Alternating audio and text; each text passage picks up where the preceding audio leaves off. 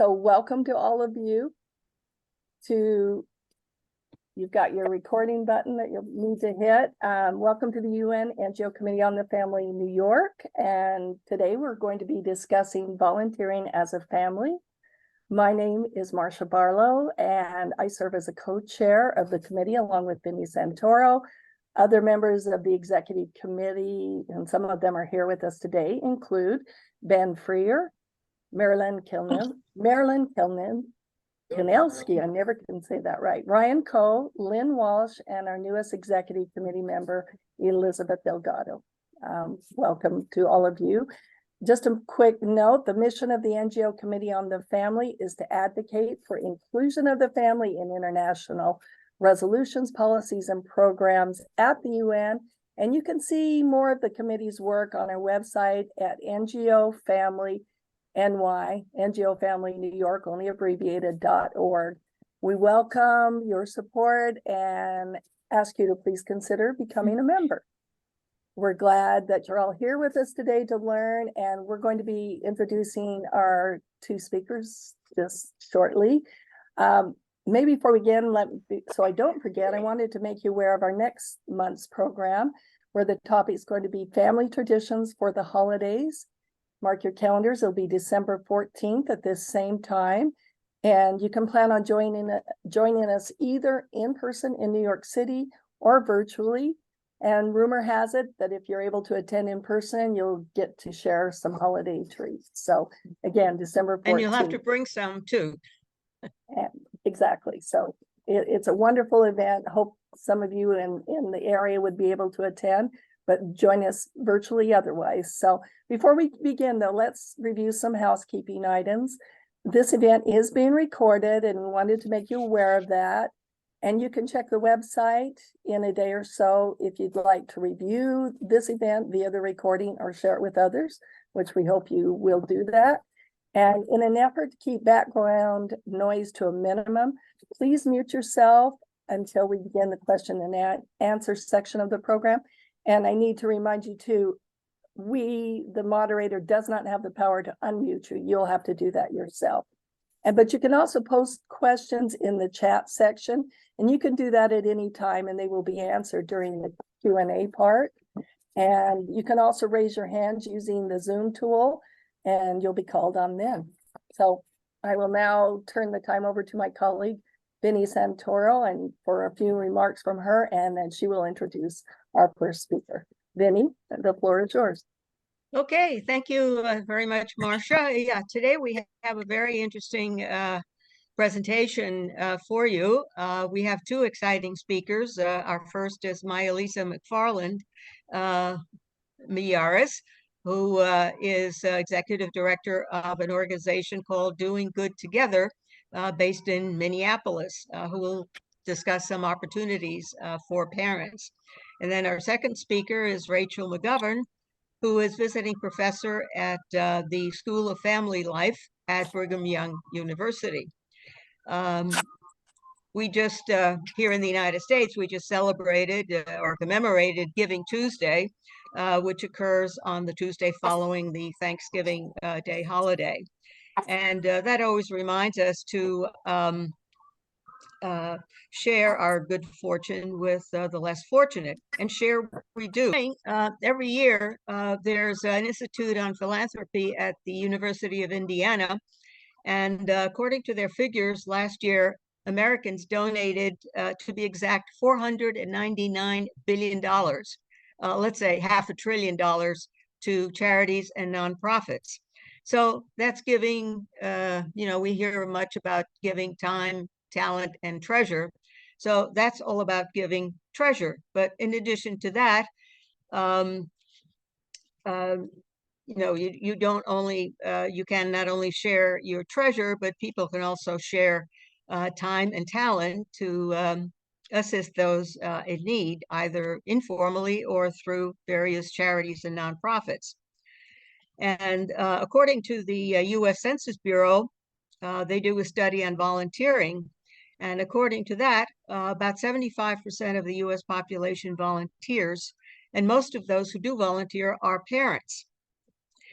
The state, interestingly enough, with the most volunteers happens to be Utah. And it is a mere coincidence that our second speaker will speak exactly from that state.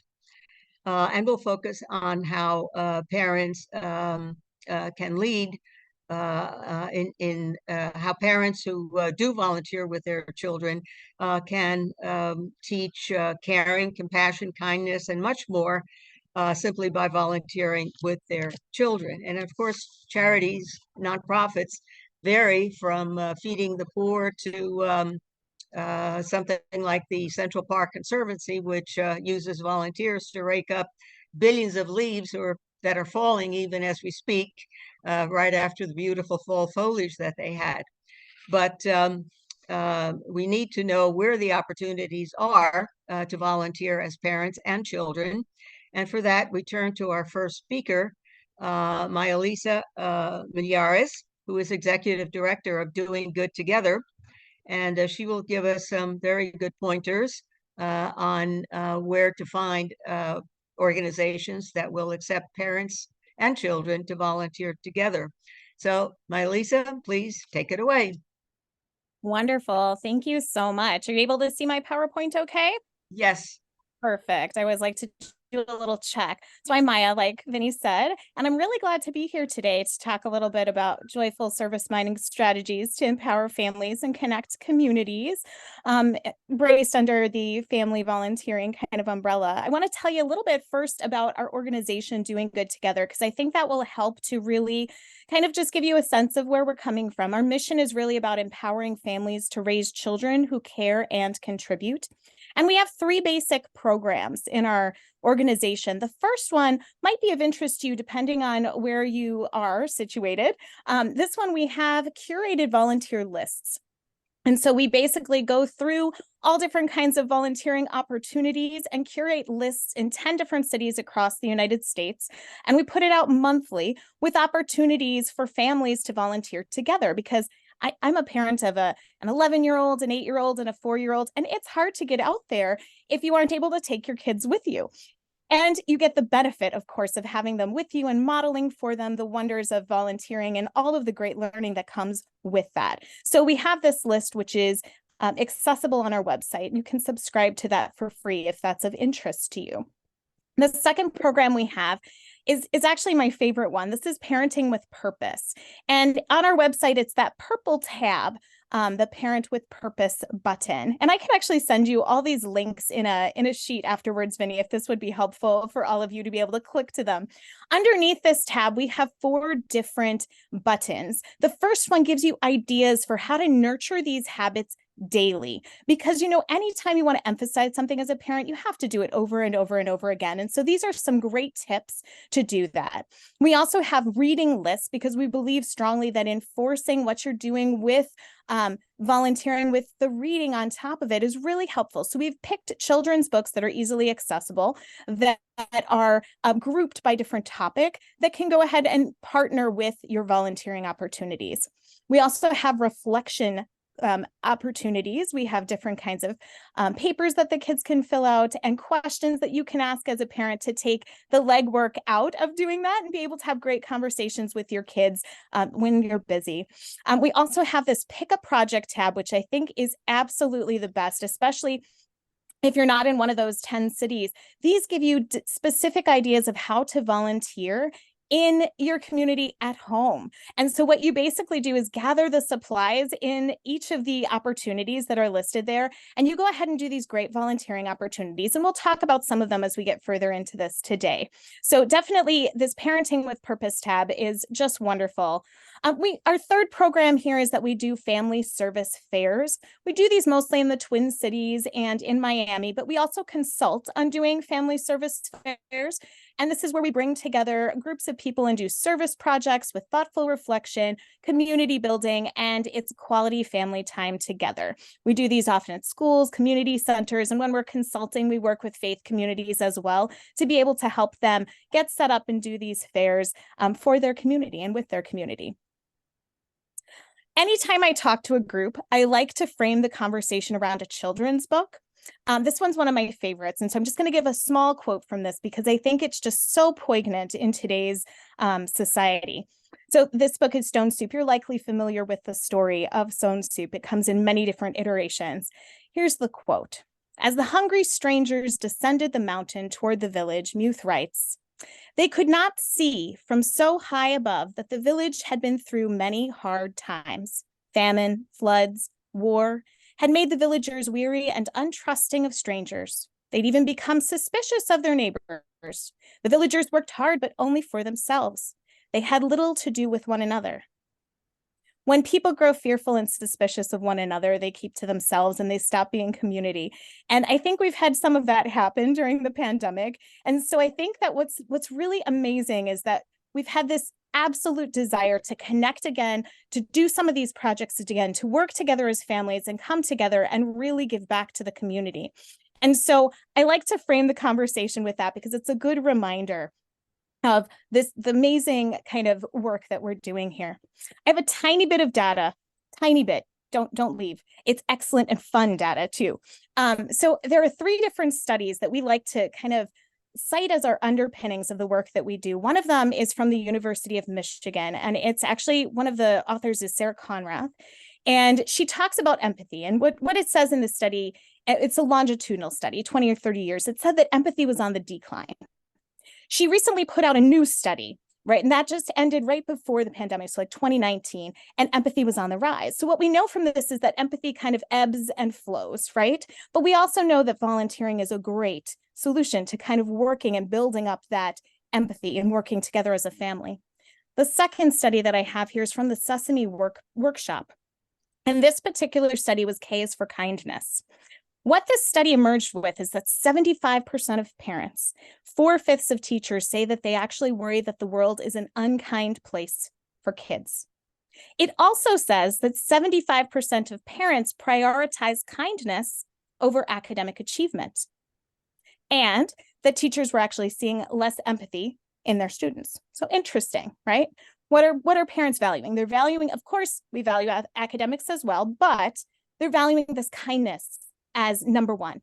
Then we have this study from Harvard that came out, Making Caring Common. And this was based on 10,000 middle and high school students in 33 different schools with diverse backgrounds.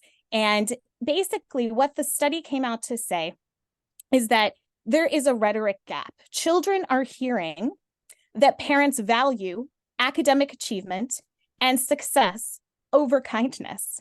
And parents are saying that that's not what we said. We actually value kindness and giving back and caring for others as number one. And so when you have that kind of a rhetoric gap where parents are saying one thing, but kids are hearing something else, you have to think, where's the mismatch? What do we need to do? What's the remedy for this? And so we pose the remedy for this rhetoric gap as family volunteering, because it's an opportunity to bring people together. And I do want to say the question I get the most often in this work is, I don't have enough time. I'm super busy, Maya. How do I get this volunteering into my life? Or I'm in a season in my life where this is just not possible.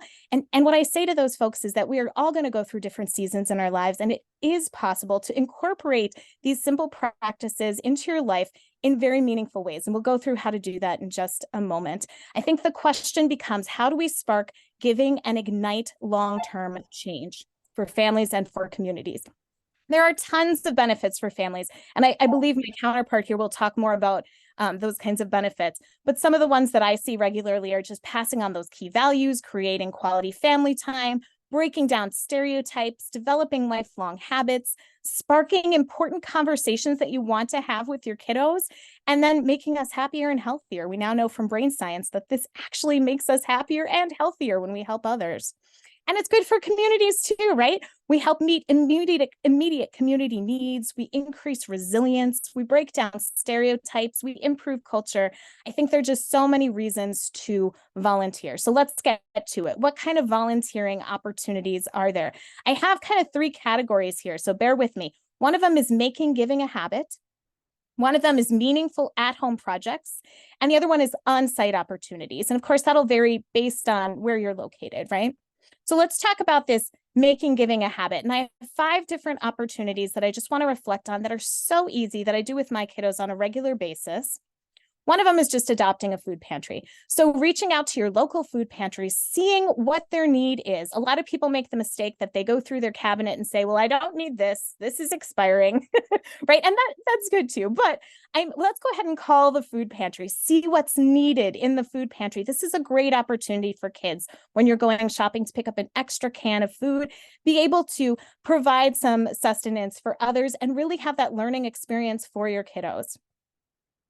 Color a Smile. This is a great organization. I don't know about you, but my kiddos create a tremendous amount of beautiful artwork. Anyone else's kiddos create a tremendous amount of beautiful artwork, and I cannot keep all of it, sadly. I must recycle good portions of these beautiful artworks, even though I'd love to keep all of it.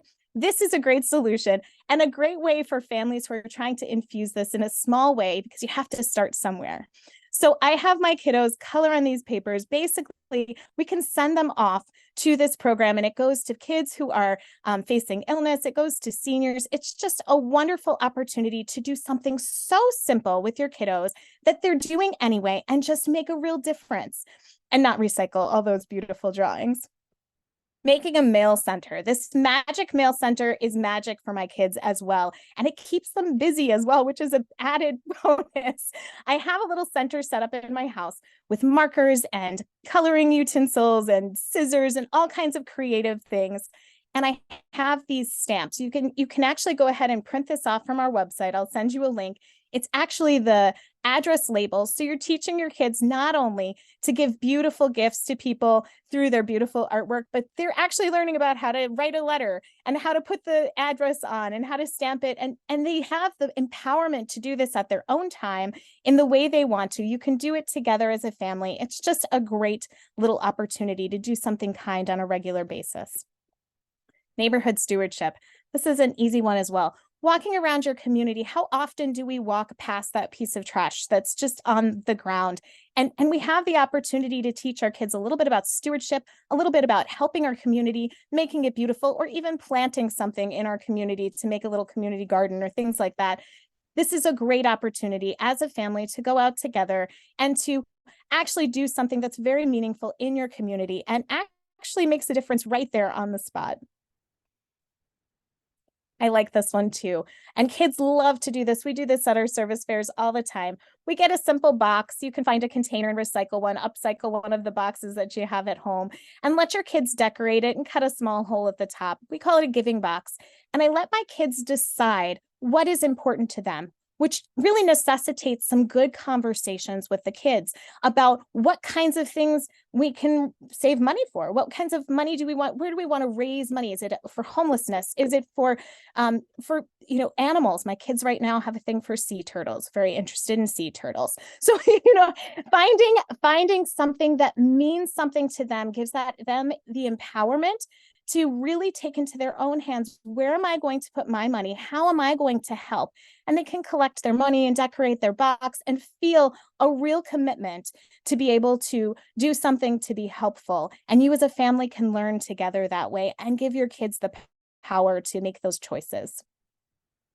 There's all kinds of holiday traditions. It sounds like you'll be talking about that next time, but here are just some simple ones that we like to do. Trick-or-treating for UNICEF is a great one. No-sew tie blankets are so easy to make, and it's such a great intergenerational project. You just have to get the measurements from local places that will accept. Often hospitals will accept these blankets for newborns who need some actual, blankets to take home. Such a simple project. You just need a scissors and some fleece and a phone call to your local hospital, and it's just a wonderful way to give back. Sponsoring a child, of course, is a wonderful way, and you can kind of build a relationship that way, or just simply a friendly visit. Some of the most meaningful family volunteering I did as a young person was going into a nursing home where my grandparents were and just having that time to connect with people. People don't have the opportunity to have that intergenerational contact as much nowadays. And it's such a great experience to have as a family. It's simply giving your time and your smile. For those who giving treasure is a trouble, this is time, this is energy, this is just a wonderful way to give back. And then, of course, creating a party, a Valentine card making party, and distributing those cards to local nursing homes is just a wonderful way to give back as a family, or even creating a birthday party that's centered around a child's desire to give back in some specific way is a wonderful way to give back as well. We have all kinds of resources on our website under that projects tab that I showed you that tell you how to do these step by step. We also have a membership that is a small paid membership if you are interested in going deeper. We've been around for about 20 years now, and we catalog anything that's not on our website in that membership. So it's kind of a nice area if you're looking for a birthday party or something. Here's some examples of those at-home projects, and there's so many on the website that it's just amazing. You can keep going for the whole year with lots and lots of different opportunities, but some lunch bags, make and bake, doing some kind of cooking with your family and giving that to neighbors. We even go as far as sometimes setting out some lovely little treats for our UPS workers or Amazon workers who drop things at our house. Just some nice little holiday special things for them. It's just a nice way to give back. We've talked about fleece blankets, and then of course the power of speaking up, right? So working together to advocate for something that's really important to you and your family is another way, of course. We put out these lists as well, and you'll find these scattered throughout our website of different ways to incorporate giving back and kindness into a month-long kind of project for your family. So if you're starting small, starting with a month is a great way to do it. Do one thing each day. And these are small ideas that you can make great impact with. Here's more ideas for family volunteering, friendly visits. We've talked about shopping errands for people who need some extra help, sorting and packing and stuffing different kinds of breakfast bags or snack bags for local places like the Ronald McDonald House are a wonderful way to do that. Collection drives for something important to you, household and yard kind of help for neighbors who are needing some extra help around raking. If you're like me and live in Minnesota, there's lots of raking and shoveling that you can spend time. You could spend your whole winter giving back that way. So there's lots of different opportunities to work. I want to just touch on one last thing here before I kind of turn this over to my colleague. And that is how and why can we encourage deeper reflection? We really strongly believe at Doing Good Together that it's really important to reflect as you're doing this work, because that's how kids are really given the opportunity to learn about this, reflecting beforehand, reflecting during the activity, and reflecting after. Reading about it drives those messages home. It inspires kiddos, it deepens the learning, it strengthens community connection, and it creates that long-lasting impact that's just what we're looking for as families. And I can't say enough how important reading is with the kiddos, because I think that really helps to contextualize what we're doing. Sometimes it takes kids multiple times to fully put together why they're actually giving back in this way. And so it's helpful to read so that they can build that schema and context, especially our littlest ones. We've talked a little bit about that reflection piece. Here's some examples of the reflection resources that we have.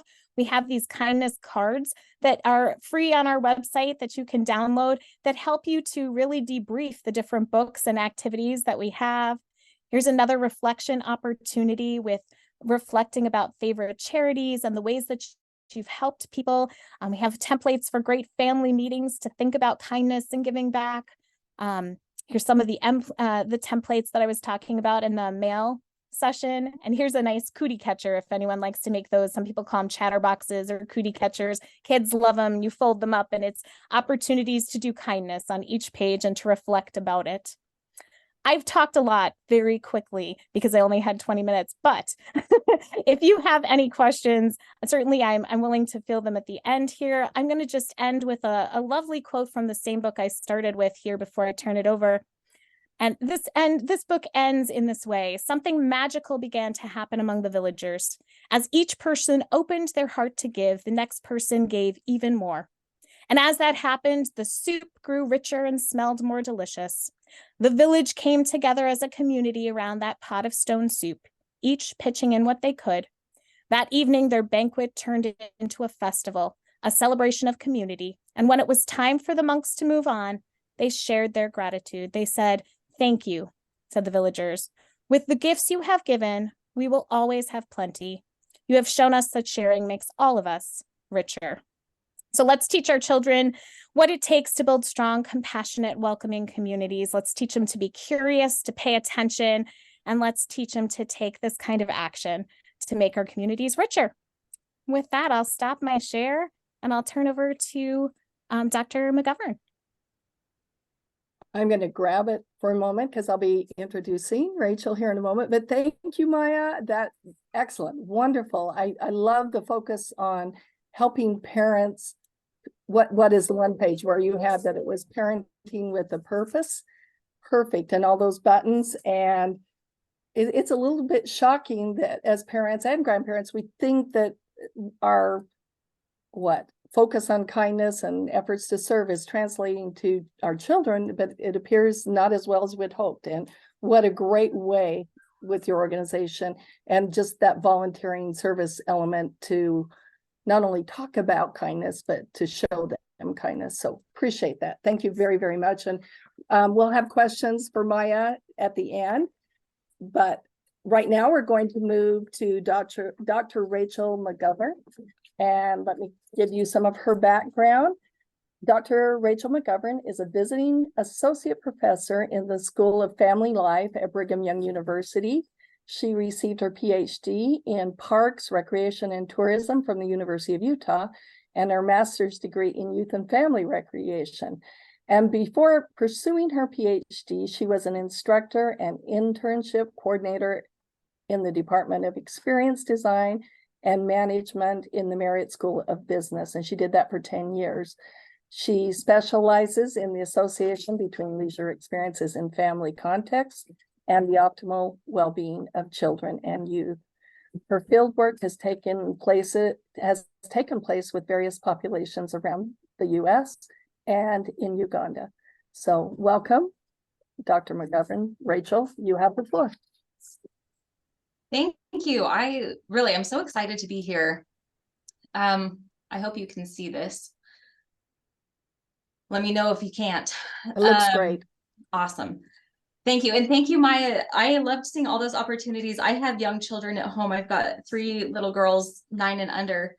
So it's nice to see all these different opportunities that vary from being very simple that you can do with all these different ages. And I'll talk about some more involved service opportunities or volunteering opportunities. So Maya, thank you for sharing those different opportunities from your website. I'm going to make sure to check that out.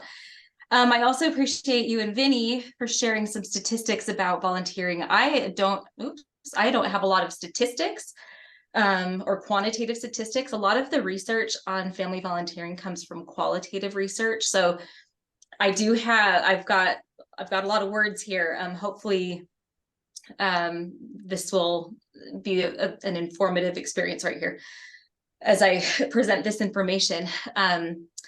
So a lot of the research is qualitative, meaning that these researchers spoke with the families, they did interviews with them, they did some observations, and they actually talked about the process of volunteering as a family and how not only how that benefited their families, but what it was about those experiences that provided those benefits for their families. And I think that's where there's a lot of interesting information. It's not only the benefits, and Maya, you've talked a lot about what those benefits look like, but also to understand what is it about volunteering as a family that leads to these really tremendous benefits.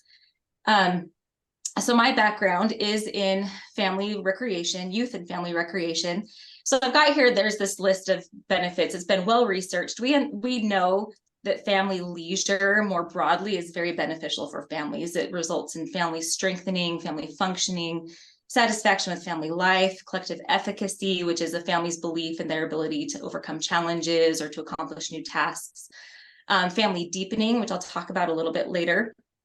Cohesion, adaptability, communication, and socialization and development. And there are so many other benefits just of family leisure, broadly speaking. The thing about volunteering as a family is that it's combining now the elements of community service with family leisure. And Maya talked about parenting with a purpose. And I love that term, that purpose. The purpose of nature of volunteering as a family deepens and intensifies a lot of these benefits of family leisure. So it adds to and enhances these benefits that families are already getting from participating in leisure together. And in family recreation and family leisure research, we consider volunteering together an element of leisure. It's not always fun for everybody, but it still has a lot of those elements of family leisure. So I think that's why I was asked to give this presentation, because there is a piece of volunteering that overlaps with family leisure. So the research now talks about why are families volunteering together before we get into some more of those benefits. I assume that many of you are, all of you have family members. Many of you are probably parents or grandparents.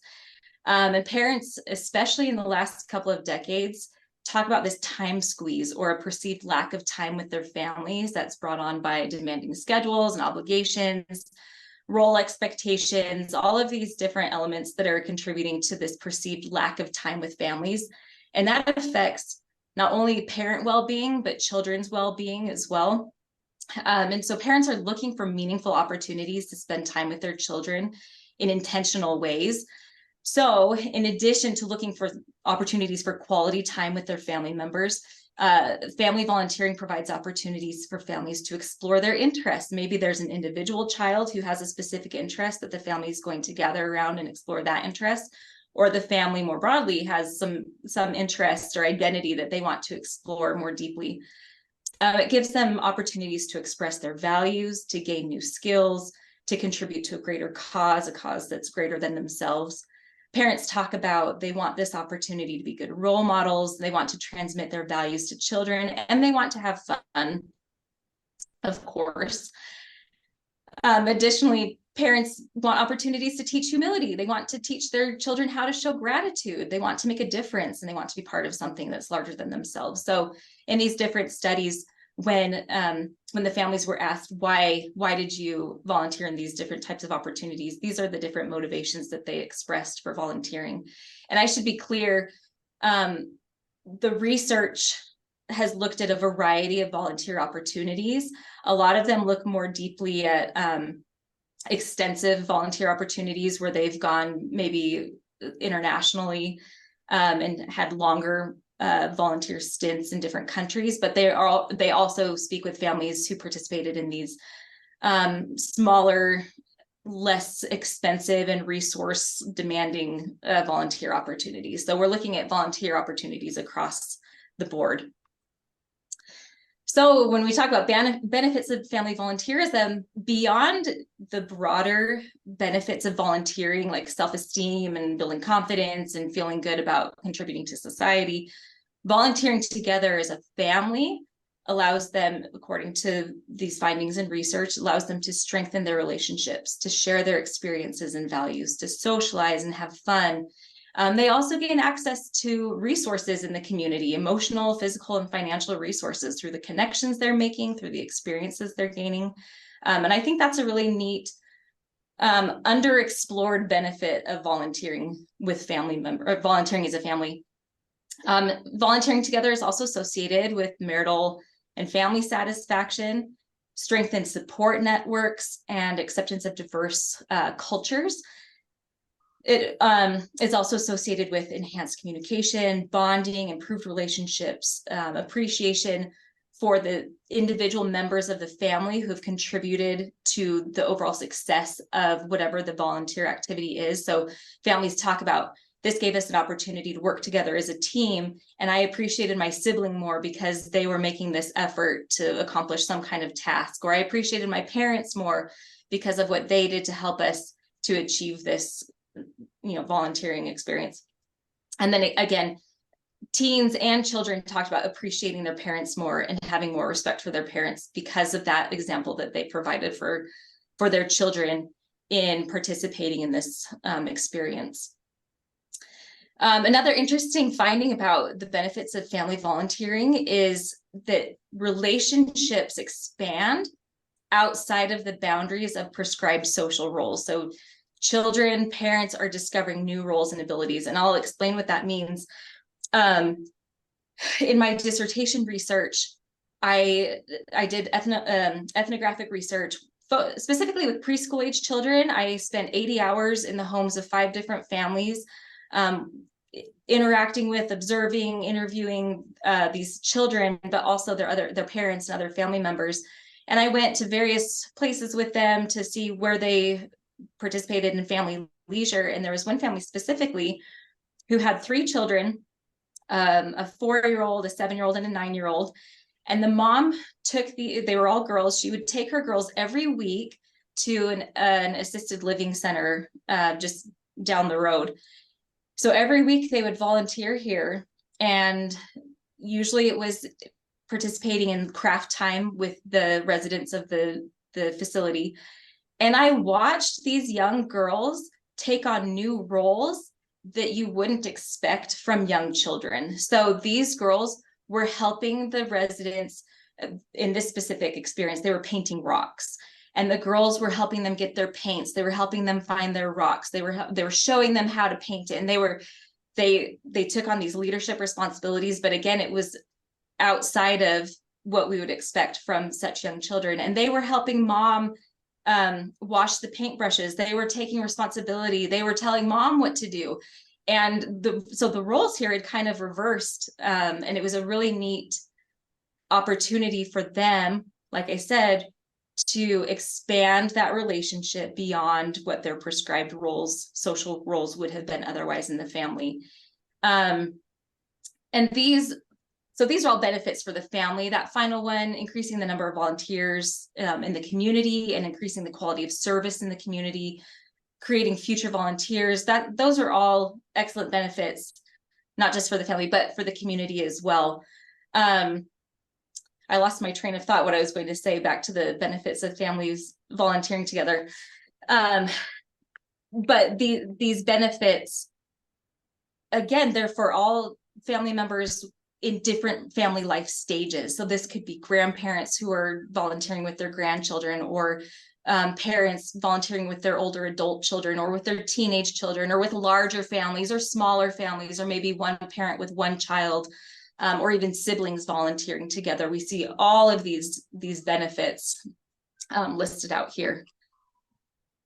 So like I was saying at the beginning, when I first started talking, the mechanisms of family volunteering are really interesting, because when I talk about mechanisms of family volunteering, I'm talking about the characteristics of family volunteering that lead to these different benefits. This specific study looked at families who went abroad in longer, from several days to month-long volunteering opportunities. But these can also be applied in smaller volunteer settings. What I have listed here are these characteristics of family volunteering. So the first is the purposive nature. The parents set out with specific goals in mind for what this opportunity would accomplish. A lot of family leisure, we don't have goals in mind. We just want to have fun or get out of the house, or there's not a lot of meaning associated with it. But in family volunteering opportunities, there's now this intentional nature or purposive nature of participating in a volunteering experience together that contributes to those beneficial outcomes. Usually volunteering together is a very unique experience. It's not just going to the park or going for a hike or watching TV.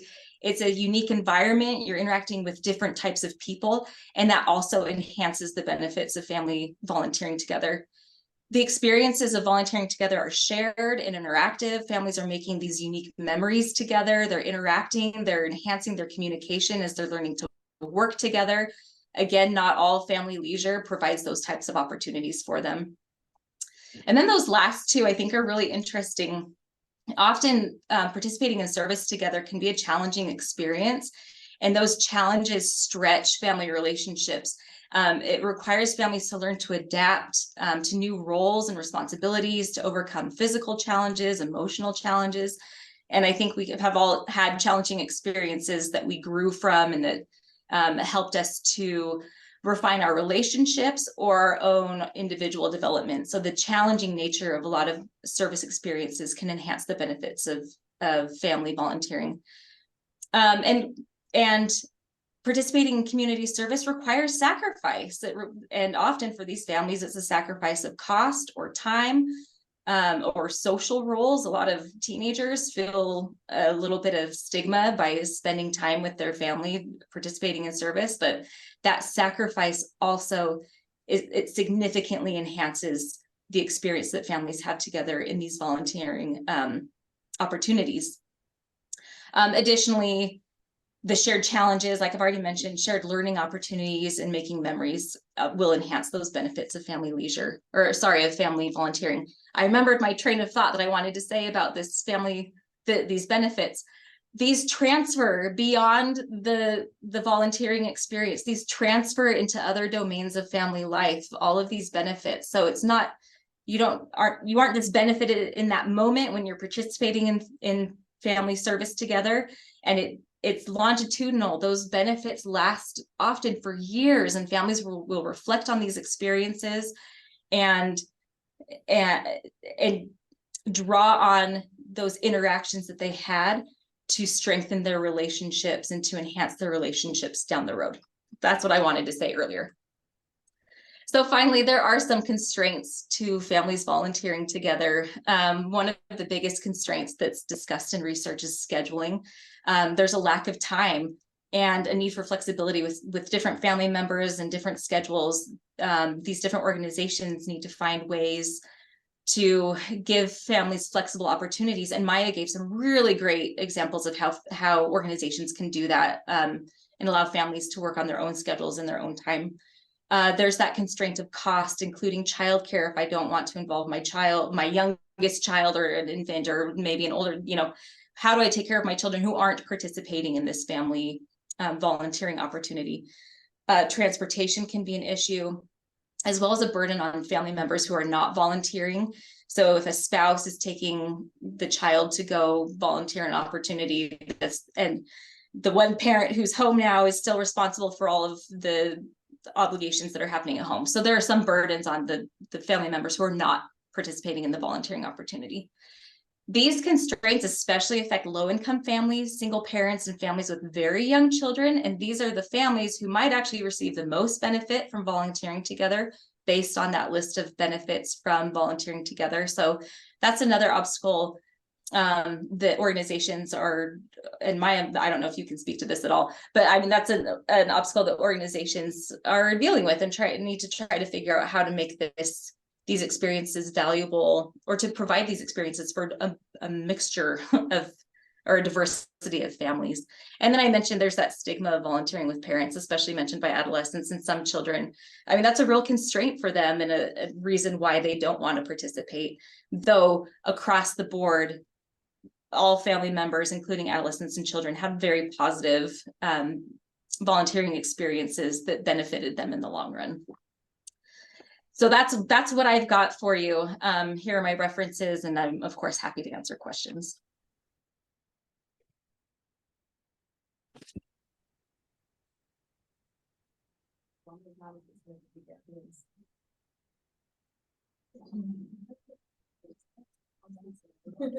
Thank you, Rachel. Trying to get on. I couldn't get my mute button to go off.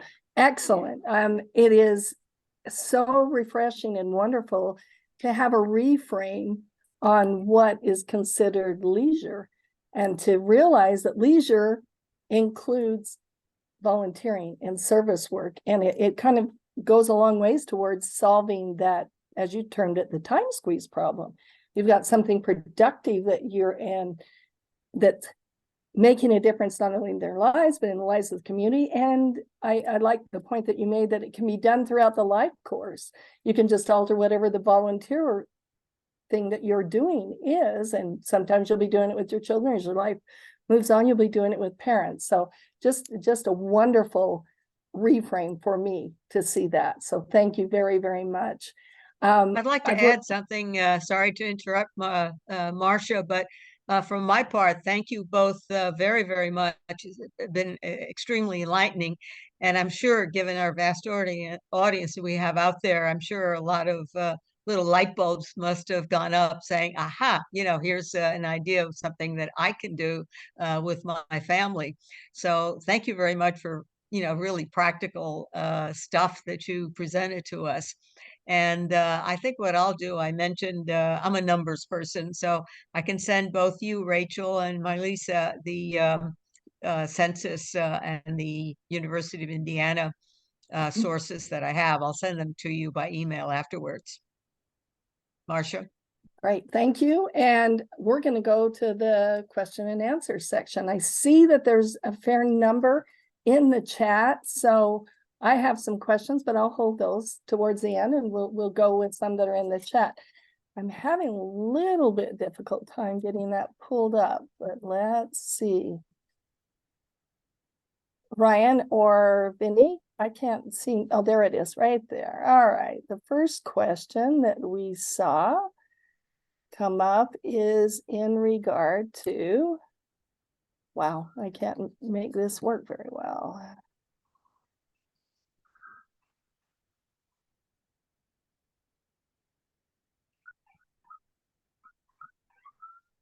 This person is curious how you should change what your children and what they're doing in their service opportunities, from young people, teenagers. What things should you be doing that you can do differently when your kids are in elementary school and throughout? So how do you get that variety of service and volunteering opportunities? So we'll start, Maya, you want to address that first, then we'll go to Rachel. Absolutely. So, I have a kind of mixed age of kids, right? One is 11, one is 8, and one is 3.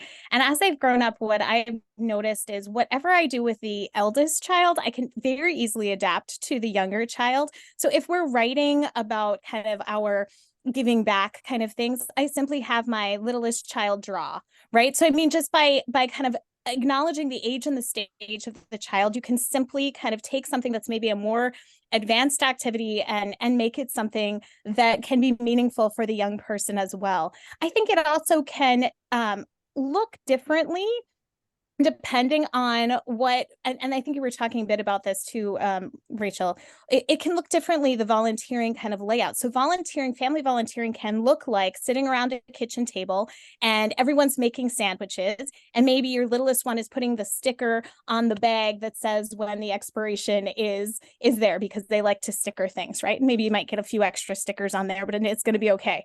The older kids are making the sandwiches, right? Or maybe it's ushering at a children's theater and you have a grandparent and a child working together to do that. And maybe you even have a little child there and you've taught them how to say something. So, I mean, I think sometimes we don't give our littlest kids enough credit for what they're capable of doing. And I think by giving them simple tasks around the house to help with the family actually helps prepare them for volunteering outside of the house as well. So when we're doing chores around our house and things and we're giving back because we're a family, my littlest one is going to fold napkins because she's really good at it. And that's how she can help, even though she's, 4. And she's been doing that since she was like 2, seriously. And she did a pretty good job, So you just need to be willing to accept the help that they're giving and give them something that they can be really, really capable of doing. So I think that's kind of how I deal with it most. With the older kids, I think giving them as much youth voice as possible also really helps, right? So giving our teenagers and our preteens the opportunity to say, what's important to you? How can you help lead us as a family in this? And giving them that empowerment. And I think that works for all ages of kids, but especially for teens. And sometimes even, sorry, I'm long-winded. Sometimes even involving kiddos friends as well with the family volunteering can be really impactful, to say, we're as a family going to go do something. Would you like to bring your friends with and they can come join us?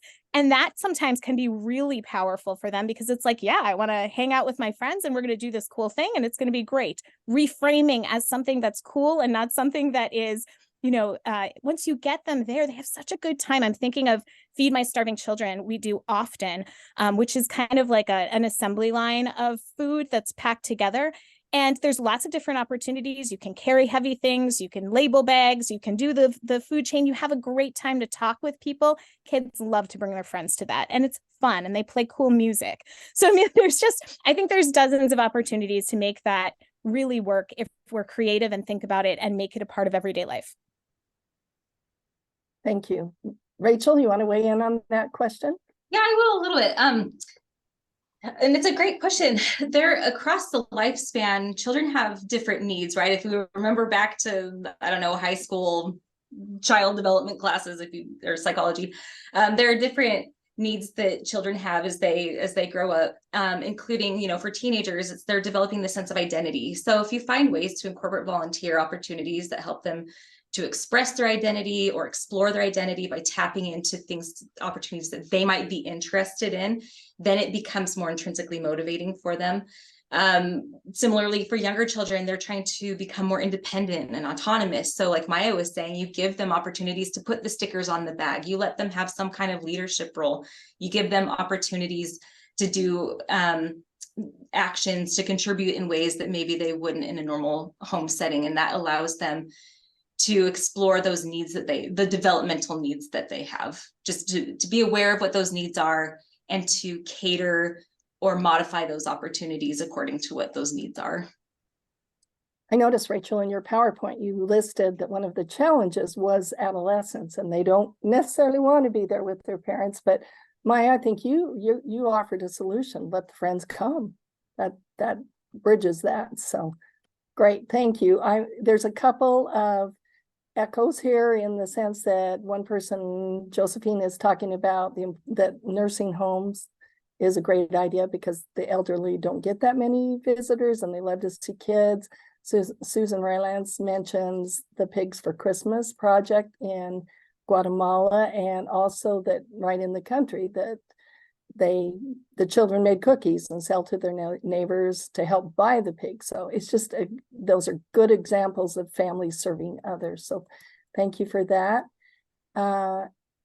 And then another question, is there a way to tap into those mandatory volunteer hours to include the whole family or at least additional members? And I think the reference is a lot of students, high school students, when they're preparing for college, the colleges require volunteer hours. So is there a way to involve that or tap into that need?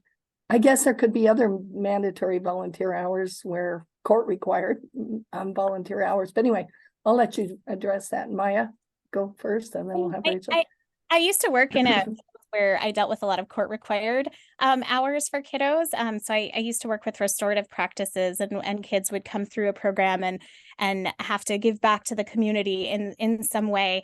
And there was no prohibition on doing things as a family. They just had to get something signed off on that they had done, whatever the hours were. So as long as I think the family is doing something that counts for whatever the requirement is needed. So it requires a little bit of creativity, right? I think that thinking outside the box in that way.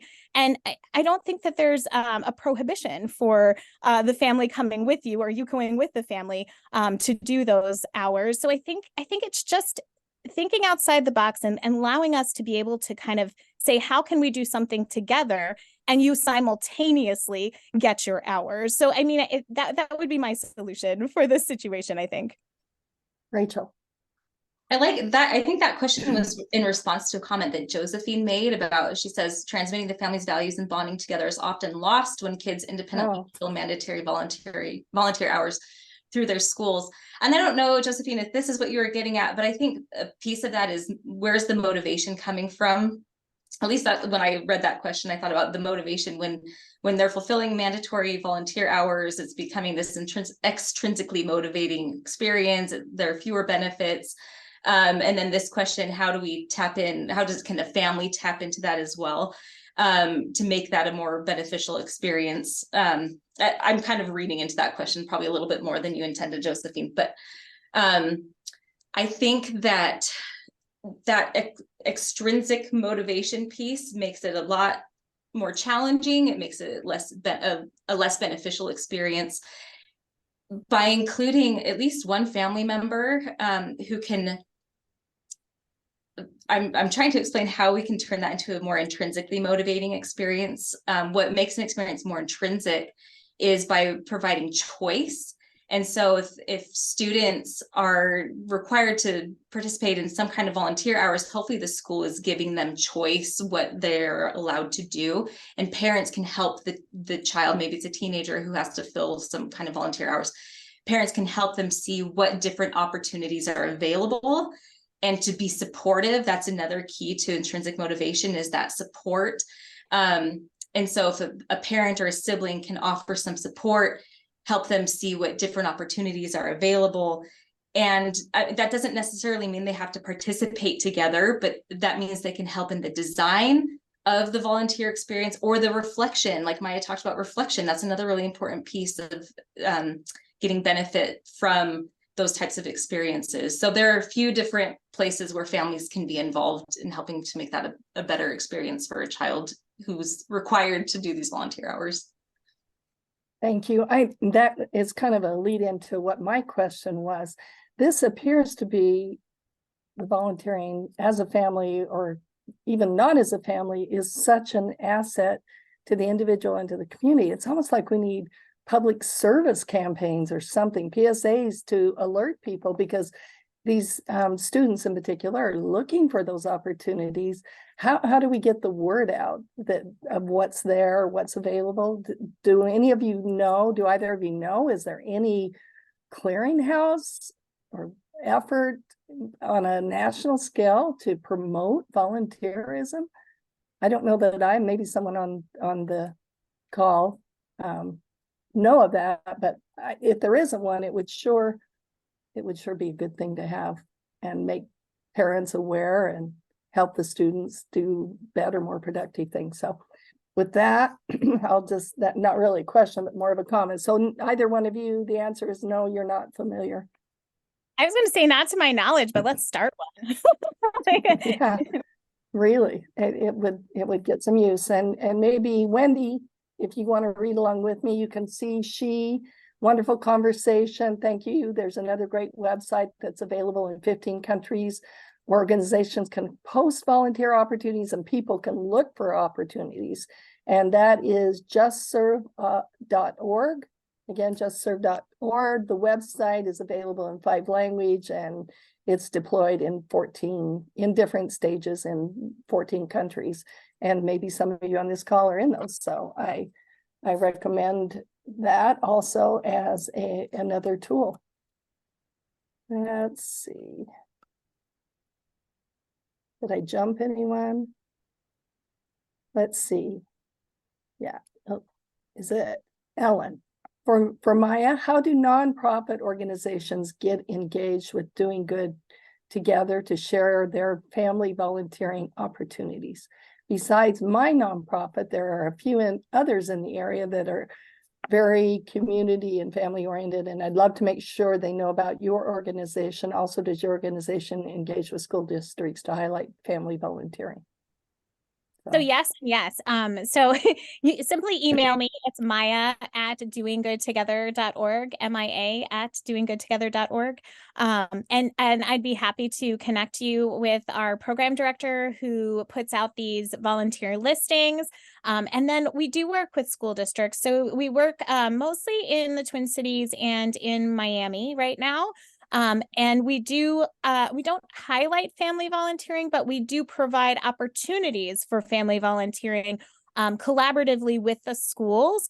We have some funding to do that right now. But of course, some of the projects take some dollars to be able to make it happen because we're purchasing supplies and things like that. So we do what we can to be able to provide those opportunities for families to come in and do multiple different kinds of service projects, and we provide reflection for all of those service projects, and that's part of our family service fair program. We also have on our website, so that it's accessible to everyone, we have kind of a booklet on how to do that and where to start, and we consult with various places to be able to do that as well. Maya, you also have some sort of a newsletter that you send out, so people can subscribe to that and get a continuous flow of ideas. Yes, you get lots of my ideas in the newsletter. I usually point to different projects that can happen under different topics that I just think are topical or have to do with the month. And then we have conversation starters, and I put that out once a month. We also have a blog that goes out every other month that's written by one of our early childhood family educator folks on our staff, and it's just a wonderful reflection and gives some really good food for thought and ideas of how to continue doing this work. So if you're feeling like you want inspiration, it's a free subscribe. Yeah, what I'm going to brag a little bit about my town in Hopewell. There's a real family, community oriented giving culture here. So many of the school programs will do things like collective trash pickup and food pantries, and it's a very common thing to see kids and parents together. And so I think something like, letting them know that this is out there is fantastic, just to share. Thank you. Thank you, Ellen. Let's see, I'm not seeing any hands up, so I'll just keep going with the chat. If you raise your hand, come off mute and let me know if I haven't seen it. So Susan Roylands, in a follow-up comment to her work in Guatemala right now, but after teaching and leading children to practice volunteering with their family, it's important to continue doing service for others when children marry and combine adult children for larger projects or NGOs, nonprofits that even have international opportunities. So how do we help adult children to combine their time and resources that might stretch into larger projects? And Susan, I'm assuming you're talking about how do you keep them in that service mode and expands into bigger, maybe potentially even more impactful opportunities. So we'll start with Rachel. Do you want to weigh in on that? And then we'll go to Maya. Yeah, I love this question. I think the first step, and Susan, based on what you've talked about with your experience in Guatemala, it sounds like you're already doing this, modeling that behavior, modeling even as an older adult, whatever your parenting stage is, modeling that behavior, even as your children, like you've mentioned in your question, get married, start having their own children. So you model that behavior, you continue to do service as well. Tap into your own resources. I did my thesis research in Uganda, and the professors who I went with, they started a nonprofit with their children, providing resources and opportunities for the families who they had networked with in Uganda. And that has become a family project for them. I don't know if that's kind of your end goal, Susan, or if that's grander than what you're thinking, but tap into other resources in the community that can help you set up those nonprofits, and tap into your own connections that you've made when you've participated in those service opportunities. And of course, we can't force our children, adult or otherwise, to participate in that way, but to provide those opportunities for them, and to help get them connected with those resources as well, I think can be really beneficial. Okay, Maya. I love what you said there, Rachel. I think that makes a lot of sense. My answer to this is start small, right? And then work to bigger, because I think that as a busy parent who is working and has 3 kids, and life is crazy, and that time squeeze that you talked about, Rachel, is absolutely real and something that we're kind of working with. But I think for me, what works is building in a little time in my calendar and actually sticking it on my Google Calendar as something that exists. Because if I start small and I actually set aside the time for that, as silly as it sounds, it's something then that I do, right? If it's on my calendar, I do it. So doing something that simple really, I think, gives the opportunity to reflect on it weekly. And when something becomes a habit, then we come back to it and we do it again and again. And one of the things that has worked for me with my family, we have this template online. I'm screen sharing here, going off book there. It's free online, and it's just a little family meeting. And we do this with my family of 5, and we write down, like, what's something we're working on? How are we going to help this week? What's something that brought us joy? What's an act of kindness that we're going to do? And by reflecting on something on a regular basis, we have it on our minds. We're thinking about it regularly, and then you can build on things and make it bigger and better as you go. And so I think just keeping it at the forefront of our minds is part of the strategy I would use. It's building those habits and modeling it, and hopefully it will continue on. And I think, Susan, you're probably seeing that in your family. I know several families in my neighborhood that have gone, they're in the grandparent stage, actually moving into great grandparents. And within their family, there's that culture of volunteering, and it just has continued. So set the stage, create the habit, and it'll keep going with a little bit of nurturing. So thank you on that one. And Ellen responded to the question about the national PSA. She likes that idea. We can pull together the many NGOs on a given day to share on our socials.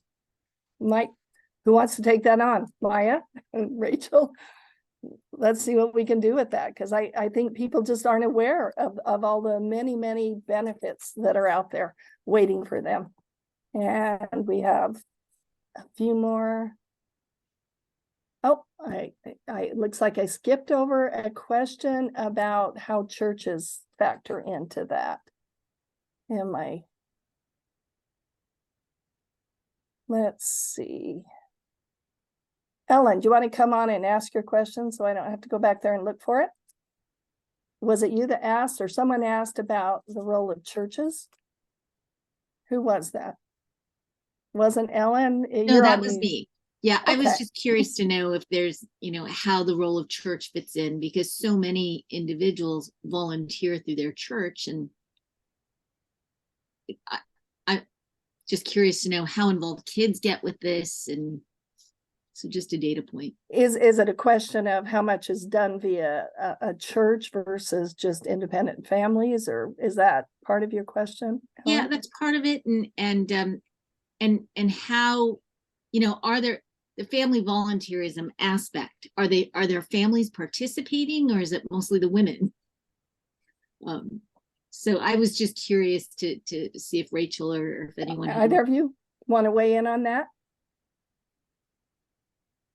Sure. I don't have any data that's helpful to that point, but I have simultaneously worked in faith communities for the last 15 years. So I have some anecdotal data stories in the sense that I do see families interested more even now than before in doing things together. And I think because while there isn't a national movement around this or anything, I've seen a lot more articles about the benefits of volunteering. And I see that in regular mainstream news articles coming to just percolating up to the top. And so I have seen more families as of recently working together. And I also think it has to do with our faith communities being one of the few places where there's really intergenerational kind of connection among folks that aren't just family, right? Like that we used to have kind of in community regularly, and we don't seem to anymore. We're kind of siloed. And so yeah, I do see more families really interested in and wanting that as a part of what they do, at least in the circles that I run, which might be a skewed version, right? Like I like volunteering a lot, so. Rachel, we good? Yeah, I'll second that. And churches are an excellent vehicle for providing volunteering opportunities for families. And I'm trying to dig back into my brain. I believe I have seen that adolescents who are more religiously involved are also more likely to participate in volunteering opportunities, not necessarily with families, but they're more likely to be that community minded. So churches, there is some kind of association between church participation and volunteerism, if not only because churches can provide some of those really great opportunities, like Maya was saying, those intergenerational connections and opportunities for participating in the community.